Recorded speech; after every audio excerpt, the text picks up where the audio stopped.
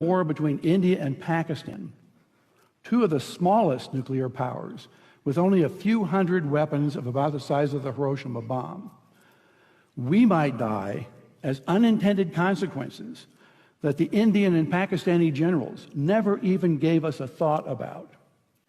My colleagues, Luke Oman and Alan Roebuck, calculated the spread of smoke after a war between India and Pakistan.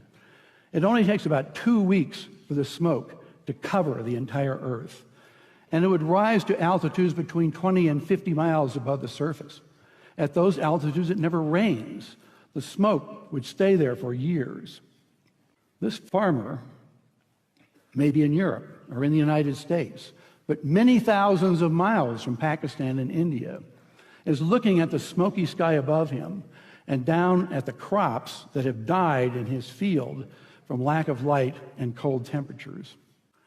It's estimated that in a war between India and Pakistan, that we would lose 10 to 40% of the yields of corn, wheat, and rice for years afterward because of the bad weather.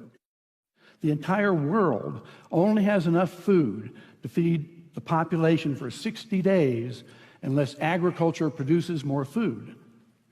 Ira Helfand, a member of the Nobel Peace Prize-winning International Physicians for the Prevention of Nuclear War, has estimated that 1 to 2 billion people would die after a war between India and Pakistan of starvation.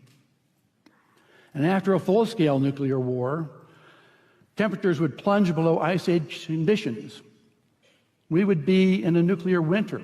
No crops would grow. It's estimated that 90% of the population of the planet would starve to death, and civilization would be destroyed.